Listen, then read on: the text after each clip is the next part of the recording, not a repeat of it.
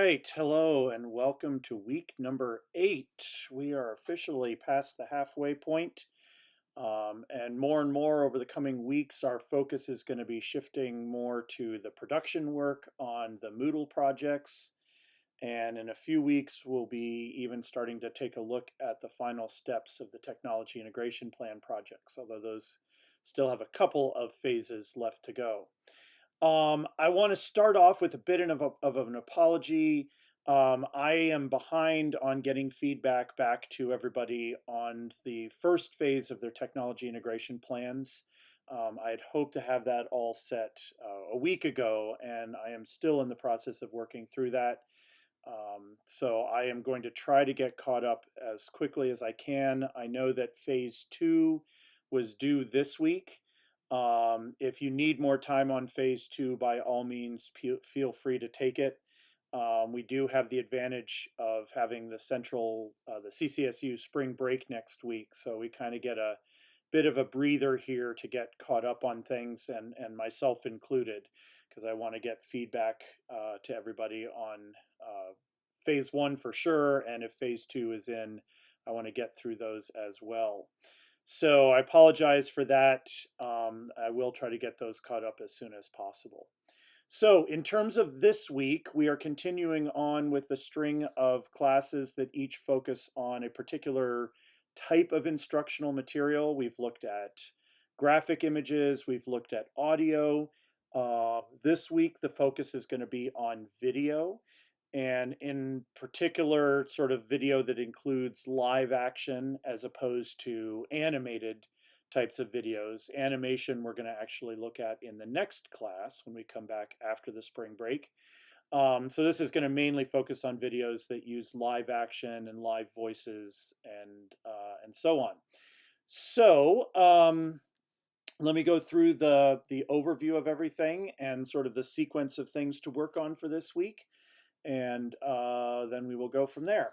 So first of all, there's a brief article to take a look at related to educational video. It gives some suggestions for things to do when you're creating your own videos, but also a number of items to keep in mind if you're assessing existing videos to see whether they're going to be effective or not. And that's going to be a big piece of the work for this week, is doing some analysis of some existing videos. So start by taking a look through this article. It's not that long, just to kind of set the stage for some things that you should be looking for in your own videos and in other videos. Then the main activity for this week is going to be to assess some existing instructional videos. And as I've been trying to do, I'm also going to incorporate a practical experience modeling using the Moodle Wiki activity. I know those of you in the gaming class have actually have gotten some experience with the Wiki activity, but I want to make sure that everybody's got that background. So again, in case in your own Moodles you think a Wiki activity might be a good fit for what you're doing there, you'll have had some experience with kind of how it works. So the first bits, I've provided links to the two pages in the Moodle documentation about Wiki. So you can get all the details there about what it is and how it works. Essentially, it gives your students the tools to be able to create essentially small websites within the Moodle environment, where they can create pages and link those pages together through navigation, and so on and so on. So we're going to be using a wiki to record the information and the results from this week's activities. So your groups will be working in the wiki to put your findings in. So once you've read the article in your group, and the groups are listed down here, we've got 2 groups in the class. So figure out which group you're in. For each group, when you click on the page for that group, there are 2 videos that have been posted on those pages. And those videos are the ones that your group is going to be analyzing. So the first step would be to make sure that everybody in your group has a chance to just view the videos after having read the article, get some thoughts about what is working and what is not working. Um, I'm giving, within Moodle, I'm giving a couple of options for ways for your group to communicate with each other. I've set up a forum for each group where you can just, people can post whatever needs to be posted. It could be ways to get in touch with each other. It could be thoughts about the videos, however your group wants to use those discussion forums, or you may not need it at all. I've also set up a couple of Moodle chat rooms, one for each group, just as a way to have a way of connecting synchronously. The Moodle chat interface is not the most sophisticated. I will say that off the bat. A chat session works pretty much as expected when you're in it. When people leave the chat and come back to it later, if you want to see previous chats, you have to actually go in and have it show you previous chat sessions and then open those up. So it won't have a running, like if you log in and some people were chatting yesterday, you will not immediately see what that part of the chat was. But again, I want to introduce you to as many of the Moodle options, Moodle activities as possible. So they are there. You can certainly make use of them if you wish. Um, if your group would like to use some other tool such as Zoom or a Google Doc or whatever else in order to communicate with each other, I'm totally fine with that. I just wanted to provide a couple of options within the Moodle so that your group has a way to communicate with each other. So once you've all read the article, once everybody's had a chance to look at the two videos, within the wiki here, you're going to go to your page. And the first thing that will need to happen is that somebody will need to go in and edit this page, and we'll add 3 links down here at the bottom that will create 3 new pages: strengths, weaknesses, and suggestions.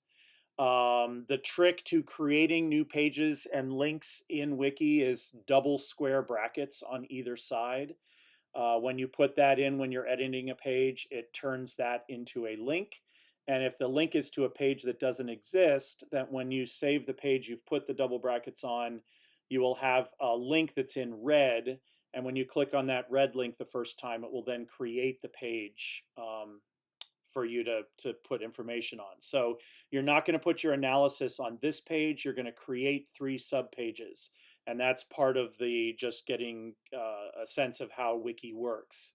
So your group will create those 3 pages: strengths, weaknesses, and suggestions, and then fill in on those 3 pages your group's feelings and reflections on the 2 videos you were given.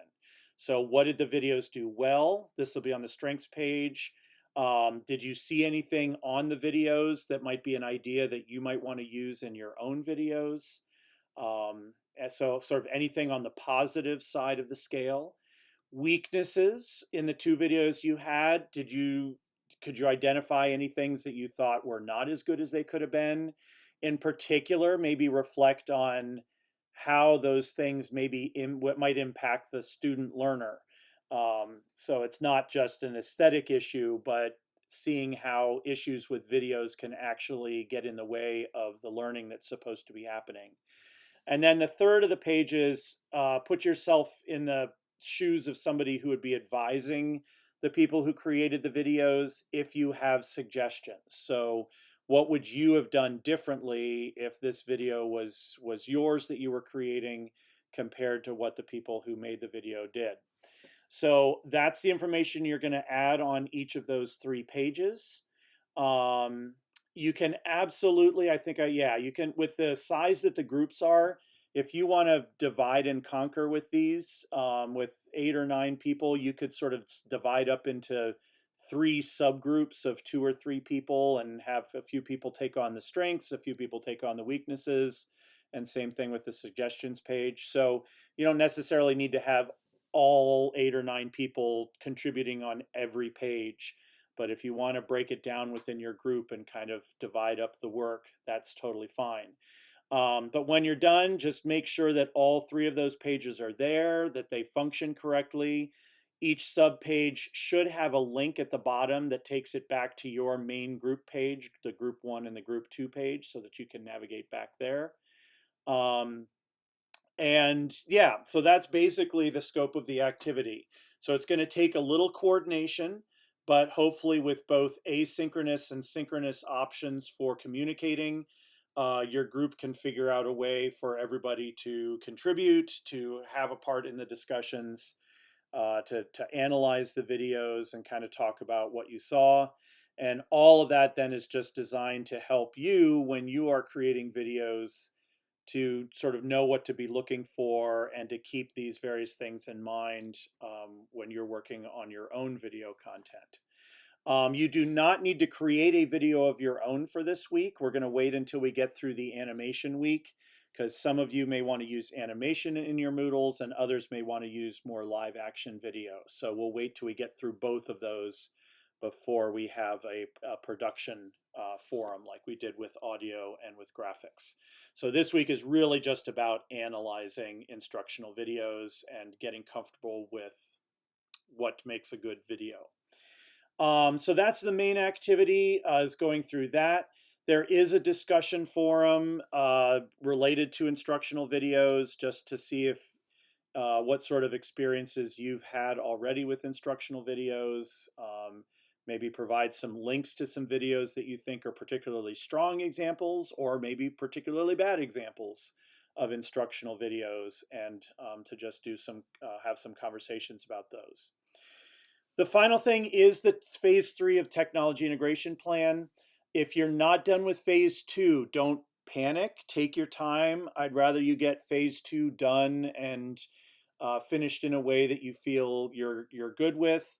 As I said, I'm behind also on providing feedback, so it's okay if you need a little extra time to get phase 2 done. But phase 3, basically, now that you know what you're trying to do with the technology from phase 2, you've got your goals set, you've done a needs assessment, you really understand what is the thing that this technology is supposed to fix.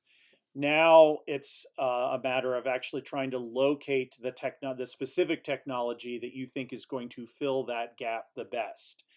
That could be hardware, it could be software, it could be a combination of both. So, just read through this, and in terms of the guidelines, some tips, hopefully you can find multiple potential solutions so that you can kind of compare and contrast and find one that's the best fit for your situation. Watch out for hidden costs when you're looking at various technology solutions. If you can or you want to, reach out to the companies that manufacture if you have questions. That's a good way to get a sense of how responsive a company might be, which is going to be important if you're choosing a technology to integrate. You do not need to be the technology expert, but you should at least understand enough about the hardware or software that you're choosing to know whether it's going to be an effective fit for whatever your identified need is. So keep that in mind. So the document you're going to create this week is basically starting off by just kind of giving an overview of your goal, and then a little bit about what kind of a solution you think you're looking for. Is it hardware, software, both? I know some of you are working on sort of more user training types of things where the technology is already there. And that's okay too. I provided a little note down here specifically for those of you that are doing that. Basically, instead of this week analyzing several options and choosing an option for a particular technology, you're going to provide a little background about the technology that's already there that you are going to be designing the training program for. So just read through that if you're one of those students. But if not, you're going to then look for hardware and software solutions, describe, whatever options you happen to find that you think might work. Then from those choices, try to make a suggestion for which one you think is going to be the best fit and support that with some specifics if you can. And just keep in mind, technology has to fit your need. there's technology out there that can do amazing things, but if it is not the thing that you need to do to fit your need, then sort of don't get dazzled by all the bells and whistles and everything else. We really want to. It's one of the main outcomes of this technology project is developing that ability to really find the solution that is going to be the best fit and is not going to provide distractions or unnecessary complexity or things like that. So just as with the other phases, you'll be submitting Word documents or a PDF if you wish. And I just give a breakdown here of sort of roughly what it should be. And we have time on this one. Again, because of spring break, we've got all the way till April 5th, which I'm making this video on Sunday the 6th. So that's basically in a month that we will have to work on this. So again, if your phase 2 isn't quite wrapped up, feel free to take the time to do that. And then once that's in, you can start working on phase 3 here. All right, so that is the overview. Is mainly focusing on analyzing instructional videos, getting a little experience with the Moodle Wiki activity, with the Moodle chat room activities, and working in your groups to analyze those videos, and then either finishing up phase 2 and moving on to phase 3, or just getting into phase 3 if you've already got phase 2 turned in for your technology plans. And then once again, there is no class of any kind next week because of the spring break. So the next time we will have materials for this class will be the week after that. All right, please continue to be in touch with questions and concerns, and good luck and enjoy at least the week off from Central. I know it's not a week off for most of us who are in public schools, but at least it's a week off from the university work. And I will see you the next time around. Thank you.